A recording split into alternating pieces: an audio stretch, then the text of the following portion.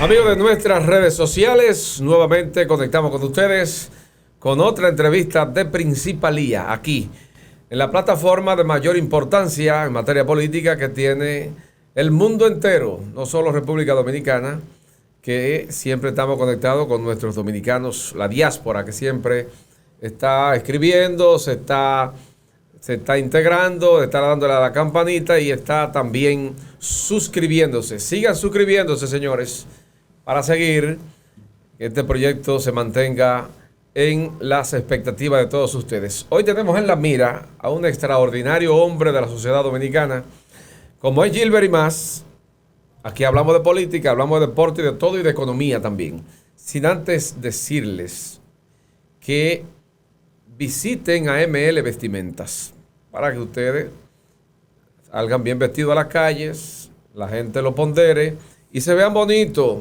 ML Vestimentas de Martín López, de la avenida Bolívar 809. Usted busca 809 y ahí en pantalla usted tiene los teléfonos. ML Vestimentas. Vamos a darle la bienvenida a un economista de fuste del país, ex gobernador del Banco Central, tiene otras profesiones, político también. Contamos en este día con la presencia de don Guillermo Caranjo. Don Guillermo, bienvenido. Bueno, gracias por la invitación. Esta plataforma se prestigia con tenerla a usted aquí en el día de hoy. Vamos a hablar de economía. Me prestigia tú con tu invitación. Sí, muchas gracias, muchas gracias. Aquí vamos hoy a aprender de economía. Y es bueno que, como usted maneja bien el tema económico, detallarle a la gente los aspectos principales para que la gente pueda entender cómo está la economía en República Dominicana. Caramba, ¿cómo está la economía? Nos hemos sorprendido que el gobierno pasado mantuvo los niveles en materia económica muy elevados, entre 5, 6. Este gobierno logró en una primera etapa entre 4.5, 5%, pero ahora nos sorprende que en 3 años, cuando ya despegó la economía mundial, que República Dominicana esté presentando niveles entre los últimos 6 meses, entre 1.2% de crecimiento, muy pobre. Explíquenos eso, don Guillermo. Bueno, sí, es evidente que por ejemplo, el primer trimestre de este año, que es Sí. que se disponen las cifras, comparándolo con el primer trimestre del año pasado, se observa un crecimiento muy bajo de 1.2% en comparación con 6.5, 6.4% que era 2022 con relación ¿Y a qué a se debe esto, don 2021. Guillermo? Bueno, es una consecuencia fundamental, a mi juicio, de la política económica y de la política fiscal. Mala. Inadecuada, vamos Inadecuada. a decir. Sí.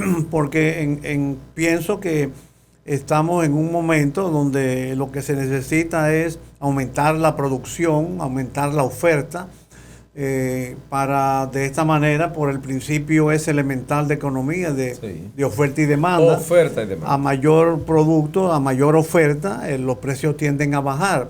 Pero la política económica del gobierno fundamentalmente está reflejada sobre todo en su componente fiscal, está reflejada en los subsidios, por ejemplo, en los gastos burocráticos, y en el gran endeudamiento.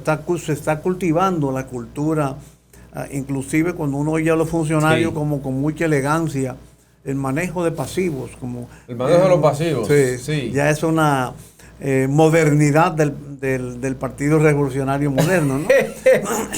Pero en momentos donde se impone aumentar la producción mediante inversiones en infraestructura, mediante subsidios a los productores, no a los consumidores. A los productores. A los productores, porque la tasa de interés, la herramienta que han tenido las autoridades fundamentalmente para controlar la inflación es aumentando la tasa de interés. Pero eso es un arma de doble filo. Sí. Porque es verdad. Pero bajaron unos puntos recientemente. Pero todavía está sobre 7%, sí, muy alto, ¿verdad? Para la gente alto, que tiene préstamos. Sí. Nadie pide préstamo a ese nivel. A ese nivel, porque 7.75 es la tasa de política monetaria. Del Banco Central hacia los bancos comerciales, la tasa de referencia. Pero los bancos, primero los depositantes reclaman más y los bancos prestan más a tasa más alta para obtener la rentabilidad que necesitan para cubrir sus gastos y tener sus beneficios que están siendo Don muy Guillermo, buenos. ¿hacia dónde vamos con este tema de los préstamos?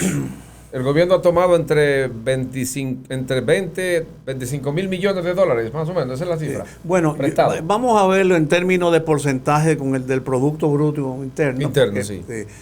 Yo acabo de hacer un análisis que no está concluido, te voy a mandar incluso recibo siempre su análisis. El documento completo entre hoy y mañana. Pero yo analicé los 12 trimestres. Los 12. 12 trimestres que se le pueden imputar al presente gobierno. Claro, tú tienes que tener en cuenta las fechas en que se hacen las publicaciones, ajá, que no son a veces exactamente las correspondientes a los periodos gubernamentales. Exacto. O sea, no hay y yo siempre baso mi juicio en publicaciones oficiales. Para que no, claro, para que nos digan que hay inventos. No, ustedes mismos que lo dicen. Ustedes lo publicaron sus cifras. Entonces yo analicé los 12 últimos trimestres sí, imputables a este gobierno, ajá, y lo comparé con los 12 trimestres precedentes. Y hay un aumento del endeudamiento de aproximadamente el 20%. De la deuda con relación al producto. Al PIB. Es decir, prácticamente por encima del 1% trimestral. Mamacita. Entonces, a este camino no podemos ir por buena señal. Pero, por supuesto, se pide prestado, bueno, lo lógico es que se pida prestado en función de los déficits. Sí. Pero que ese préstamo tenga retorno. Sí, pero este gobierno... para volver a utilizar la política de manejo de pasivos. De pasivos. Sí, sí.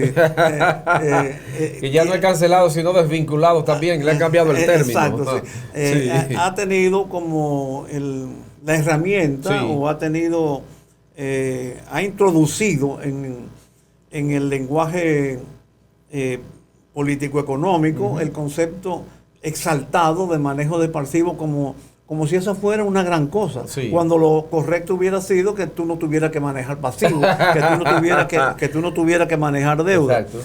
Entonces, y eso... hay que decirle a la gente que el pasivo es la deuda, ¿verdad? Claro, el pasivo. Sí, para que la gente entienda. Sí, el pasivo es la deuda. El activo es lo otro. Sí. Entonces, sí, en ese sentido, yo creo que este gobierno... se ha adelantado en el endeudamiento. O sea, adelantado. Se toma dinero prestado por adelantado. Aún cuando no... Pero eso es complicado. Aún cuando no tenga que... No se le haya presentado el déficit. Sin necesidad, lo cogen y lo guardan ahí. Bueno, vamos a decir que ellos prevén una necesidad futura. Pero lo correcto ¿Y sería... en economía se puede eso? No es en mi esquema. Sí. Yo no soy moderno. Usted viene de la escuela de Balaguer. Balaguer, sí, fue exitoso. Uh-huh. Todas las presas que se hicieron aquí, los puentes, fue sin préstamo. Hay que decirlo. Vivienda. Carretera y de todo. Balaguer con una magotica. Inclusive proyectos que en aquel momento fueron muy criticados, como sí, las avenidas, los parques, claro, los miradores, claro. El Fabro Colón. Balaguer fue que le dio continuidad a la autopista Duarte, ¿verdad? La autopista Duarte yo creo que todos los gobiernos. Sí, porque es la principal. Sí, pero después de Trujillo, él fue que continuó. Se fue después de Trujillo que lo construyó. Continuó, sí. Balaguer. Entonces, Guillermo, el tema de los préstamos, la gente está muy preocupada porque esta gente criticaba los préstamos, pero ahora se han excedido tomando préstamos. Eso llevará a que nosotros en poco tiempo tengamos comprometido el PIB del país. De hecho, ya lo tenemos ¿En cuánto? Vamos a decir, las 2/3 partes del producto. ¿Y de qué estamos hablando? ¿Un 70 y pico? 70 y pico por ciento. 60 y pico. Casi 66%. Del 66% del producto está comprometido. Pero también se refleja en las finanzas públicas, sí, claro, que es el origen del endeudamiento. Nos veremos como en Puerto Rico, que tiene el PIB comprometido más allá del Yo espero que no. Pues es una catástrofe. Afortunadamente, aquí existe una sociedad ampliamente democratizada. Sí. Hay una política de oposición activa, hay profesionales que viven celosos y hay fundaciones que vigilan y advierten A veces el gobierno como que no oye, como que rechaza Sí. las críticas o rechaza los argumentos o manipula las informaciones. Por ejemplo, en días pasados el gobierno publicó un cuadro que le dio una difusión amplísima, Ajá. como queriendo significar que durante la presente gestión el endeudamiento ha disminuido. No sé si no recuerda que el año 2020 tenía un 50% y ahora tenía un 44%. ¿Es correcto eso? Lo que pasa es correcto, pero es cercenado, es manipulado, en el sentido de que no incluyó la deuda total, sino solo la deuda del sector público gubernamental, o sea, del gobierno central. No incluyó la deuda del sector público consolidado, que tiene que incluirlo para medir el nivel de endeudamiento. Entonces, y ahí tiene que incluir la deuda también del Banco Central. Del Banco Central. Que como no se ha cumplido plenamente la ley de capitalización, todavía hay una deuda que gravita, heredada de aquella crisis bancaria mal manejada de los años de Baninter. De Baninter. Exactamente. Guillermo, vamos entonces a la parte más llana que la gente quiere conocer, y es el tema de los precios. A nivel mundial, los commodities se dispararon, ya han comenzado a bajar en la mayoría de los países del mundo por la reducción de los fletes y todo eso. Pero aquí los precios siguen disparados, los precios la gente dice que no entiende por qué que no bajan. ¿Qué pasa? ¿Qué ha fallado? La administración de esa crisis no ha sido puntual por parte del gobierno. El gobierno no ha logrado manejar esa administración de la crisis. Bueno, yo creo que el gobierno ha perdido de vista en la conveniencia de la autosuficiencia alimentaria, de producir lo más que tú puedas para satisfacer tus necesidades. También no es solamente para tener la oferta de productos, sino prever contingencias. Por ejemplo, ahora tenemos dos contingencias gravísimas. ¿Cuáles? La guerra de Ucrania. La guerra de Ucrania. Y el riesgo de que el canal de Panamá, no por problemas ambientales que ha disminuido las precipitaciones, han tenido que dosificar el paso de barcos. El paso de las mercancías. Entonces, y ahí vienen mercancías. Claro. Entonces, si nosotros hubiéramos cultivado el aumento de la producción, así como cultivamos el turismo, como exaltamos el turismo. Estamos muy elevados en el turismo, ¿verdad? Claro, Vamos bien ahí. Yo creo que hemos llegado a una turismofilia. Turismofilia. Ese concepto es nuevo en economía. Bueno, turismofilia. Sí, todo, porque ahí todo. Mira, el presidente mañana jueves, ¿de dónde va a emitir un discurso que no tiene obligación? No, el 16 constitucionalmente el 16 de agosto Exacto. no hay obligación de pronunciar discurso alguno, pero lo habla desde Pedernales, correcto. Exaltando, por supuesto, uno de sus proyectos vitales.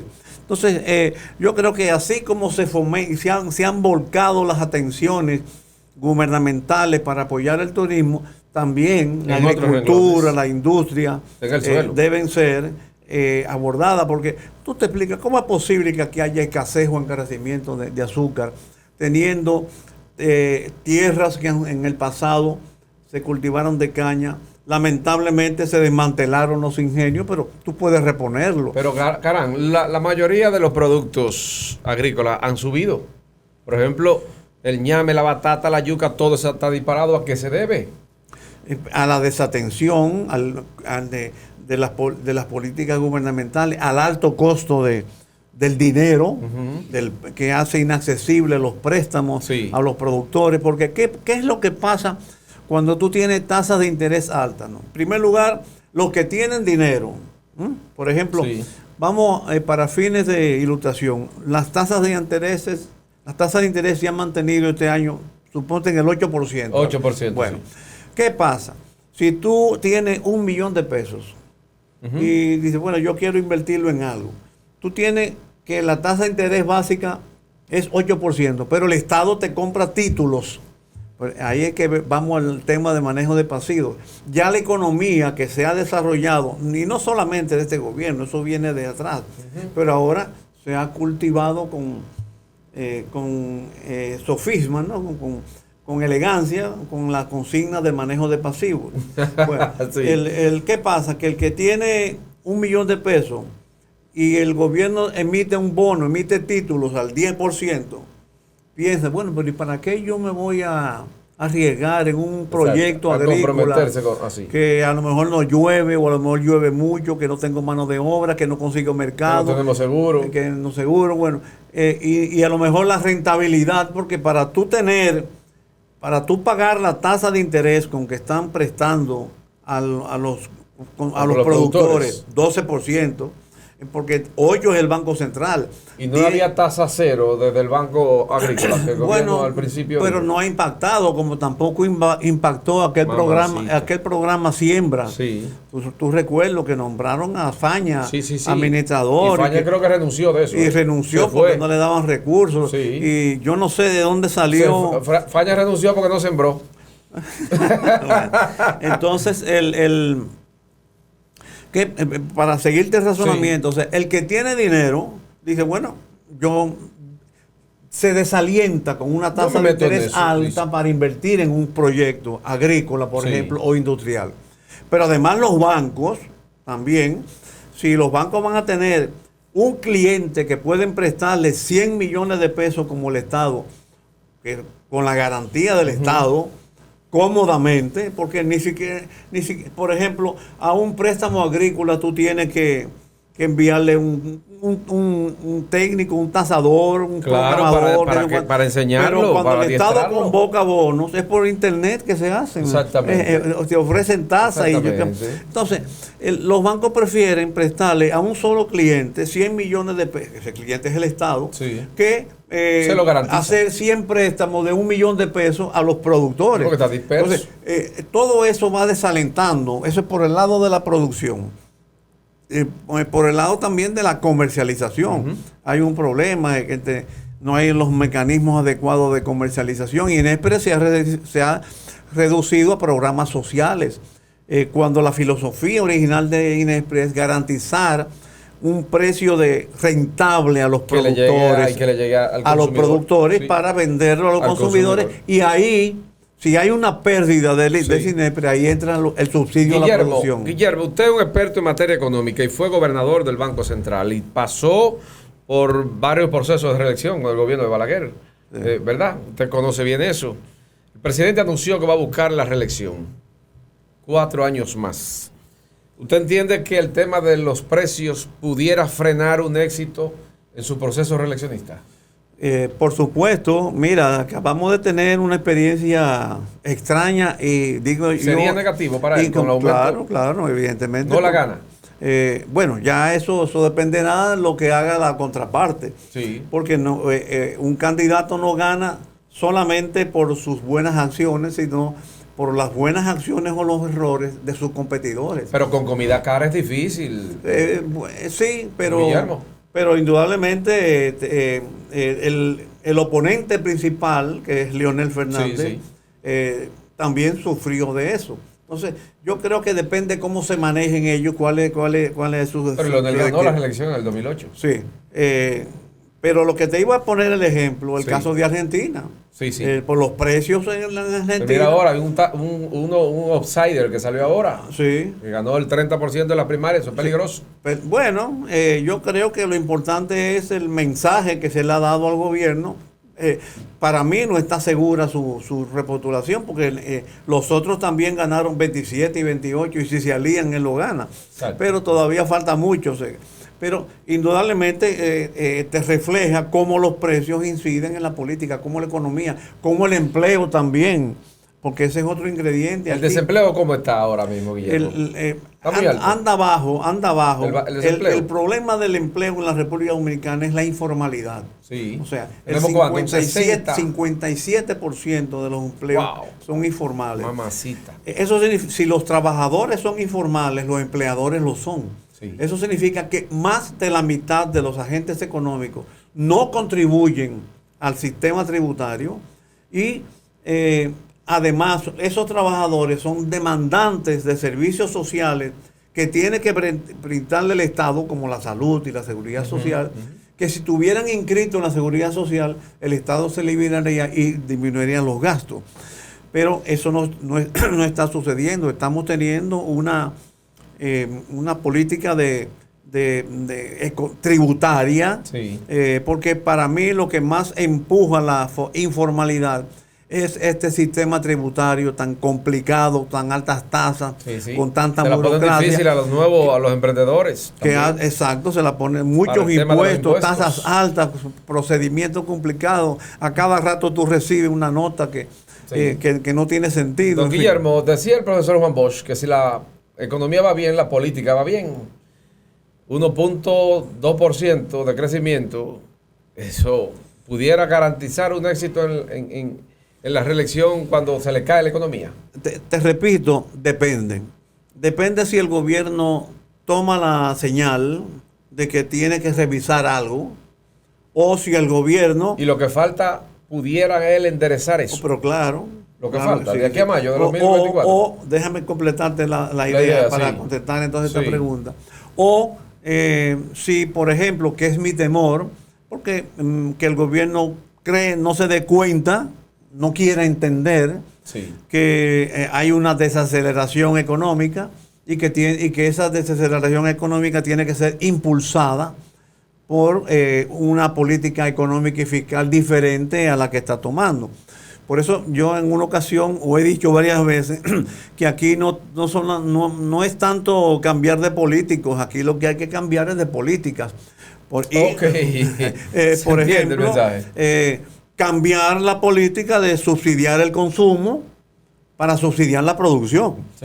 Subsidiar el consumo son todos estos subsidios que hay porque a todo... Sector empresarial, zona franca y todo eso. Bueno, ahí no entra mucho tú dices la producción. Bueno, las zonas francas están incentivadas ya por sistema fiscal, o sea, no necesitan... Tasa cero. Tasa cero también. No necesitan más, ya están subsidiadas. Sí.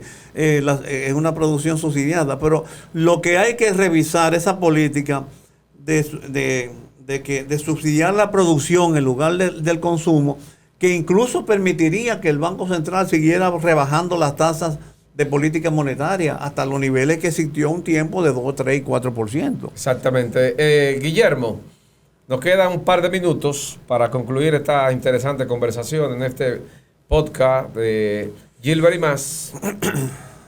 Dos o tres señalamientos que usted tenga que puedan frenar un éxito en la reelección del presidente de la República si no se mejoran.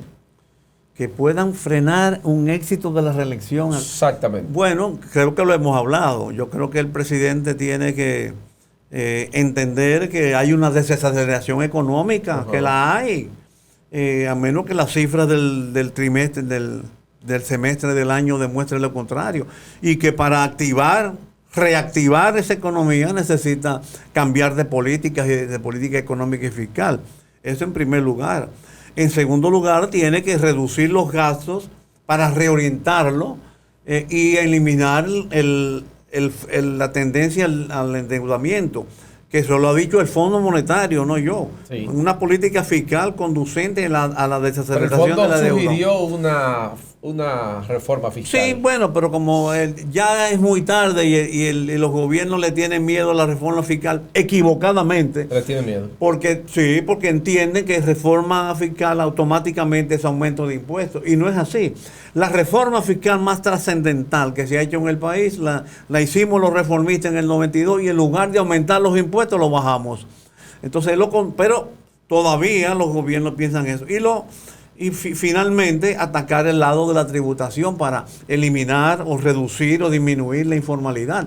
Si más de la mitad de los agentes económicos son informales, tú te imaginas si tú vuelves a la formalidad una proporción de esos informales que comiencen a tributar, ya con eso tú aumentas las recaudaciones. Todo impacta en la economía, la inseguridad ciudadana. Es un tema complicado. Sí. La migración haitiana impacta también en la economía. Sí. Complicado. Con esos dos temas resueltos, o si no lo resuelve, ¿podría perder el presidente? Bueno, es muy difícil exigirle que lo resuelva, pero con actuaciones adecuadas, podría, por ejemplo, bueno, yo creo que el tema de la migración hay que manejarla con mucha prudencia porque Haití es nuestro principal mercado. Claro. Bueno, nuestro segundo mercado y también aporta mano de obra en renglones que los dominicanos no quieren trabajar. Sobre todo de la construcción. O sea, no se trata, tú no puedes decir yo lo voy a resolver, pero que se tengan políticas adecuadas. Por ejemplo, yo me pregunto, pero ¿por qué el presidente dominicano no llama al presidente haitiano o al primer ministro haitiano y le dice, oye, estamos aquí, ¿qué podemos hacer juntos? Ahora que por ejemplo... Pero ahí no hay gobierno.